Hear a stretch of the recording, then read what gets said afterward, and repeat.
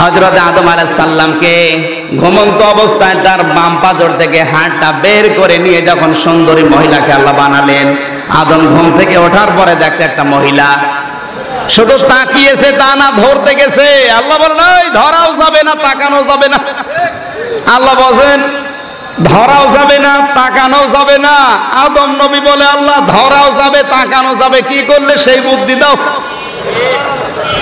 আল্লাহ বলছেন ধরাও যাবে, তাকানো যাবে, বিয়ে করা লাগবে। আদম নবী বলছে আমি রাজি। বিয়ে করতে রাজি হলে হবে না, দেনমোহর দেওয়া লাগবে। বলছেন নেই, তোর বিয়ে হবে না। হযরত আদম পাগল পারা আমি চাই, কারণ চারজন মহিলাকে আল্লাহ সবচাইতে সুন্দরী করে বানিয়েছিলেন, তার এক নম্বরে হযরতে হাওয়া।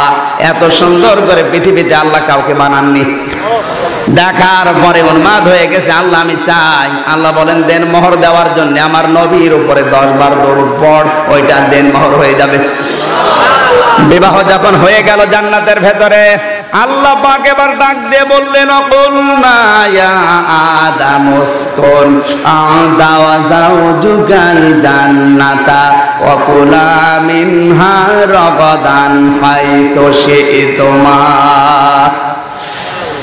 হে আদম, এবার তোমার বিয়ে শেষ, বউ নিয়ে চলে যাও তোমার বাড়ি। আদম আলাইহিস সালামের বাড়ির নাম কি? আরো জোরে বলেন।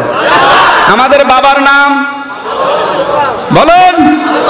আদমের বাড়ি যদি জান্নাত হয়, আমাদের বাবার বাড়ি এখান থেকে কি পেলেন? বিয়ে করার পরে শ্বশুর বাড়ি বউ রেখে ঘর জামায় থাকতে পারবেন না, বউ নিয়ে বাবার বাড়ি যাওয়া লাগবে। এখানে যারা ঘর জামায় আছেন হাত তোলেন তো। না আছে, আমি জানি। ওই যে একজন আপনি ঘর জামায় আছেন, বিয়ে করে আদমকে বলছে বউ নিয়ে বাবার বাড়ি চলে যাও, আর আপনি ঘর জামায় আছেন। মানে কালকে চলে যাবো। কি বলেছে এরপরে তাকান, আমি সীমানা বোঝাচ্ছিলাম আল্লাহর। বিয়ে করে বউ নিয়ে বাড়ি যাও, বাড়ি যাওয়ার পরে কি করবা? রাগাদান হাইসু শি'তুমা, যেখানে ইচ্ছা সেখানে যাও, কুলা মিনহা, আর যা ইচ্ছা দুইজন মিলে খাও। এই যে পারিবারিক জীবনে নারীদের যে অধিকারগুলো ইসলাম ছাড়া পৃথিবীতে অন্য কোন ধর্ম এভাবে দিতে পারে নাই। আল্লাহ দিনতে কোল না দিয়ে কোলা দিয়েছেন, দ্বিবচন, একালিফ টান আছে, কোলা মিনহা। এই জান্নাতের ভেতরে যেখানে ইচ্ছা যাও, যা ইচ্ছা খাও, কিন্তু দুইজনে যখন খাবে সমান সমান খাবে। ও পৃথিবীর স্বামীরা, বিয়ে করার পরে যখন বউ নিয়ে বাবার বাড়ি আসবে, তুমি যেই পরিমাণের খাবার খাবে, স্ত্রীকে ওই পরিমাণের খাবার খাওয়ানো লাগবে। তুমি যে পরিমাণের পোশাক যত টাকা দামের পড়বে, ওই পরিমাণের পোশাক তাকেও পরানো লাগবে। ইসলাম কিভাবে ভারসাম্য রক্ষা করেছে তাকান, অন্য কোন ধর্ম আপনি এটা পাবেন না।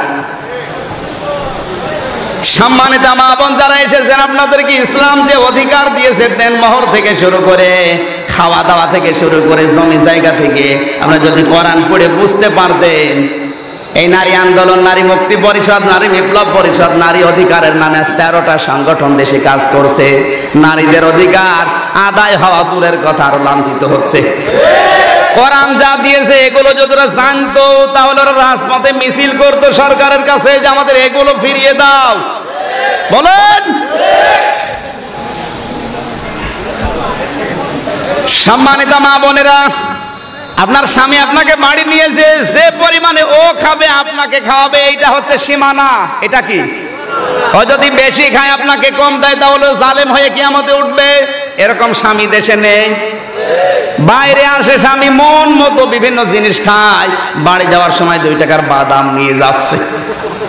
তাই বেটা, তুই যে 200 টাকার খাইলি, আর ওর জন্য 2 টাকার বাদাম নিয়ে যাচ্ছে, তার মানে কি? কুলা মিনহা, তুই যতটুকু দুনিয়ার জীবনে খেয়েছিস ওই পরিমাণে খাবার ওকে খাওয়ানো লাগবে বিয়ের পরে। এটা নির্দেশ কার?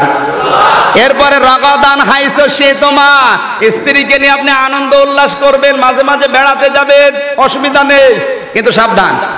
ওয়ালা তাকরাবা হাদিহি শাজারা, ওই গাছের কাছে যাওয়া যাবে না, সেখানে গেলে তোমরা জালেম হয়ে যাবে। এ গাছ কোন গাছ? না না, আমরা মনে করি এই গাছ মানে জান্নাতের ভেতরে গন্ধম গাছ। কে বলেছে? এই গাছ বলতে শুধুমাত্র জান্নাতের গন্ধম গাছ যদি হতো তাহলে আল্লাহ দুনিয়ায় এই আয়াত নাযিল করতো না।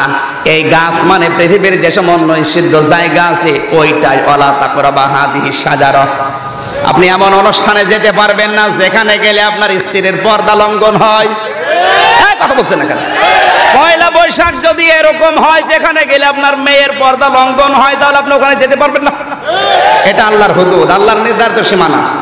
এই সীমানা কিন্তু কালকের দিন পর থাকবে না।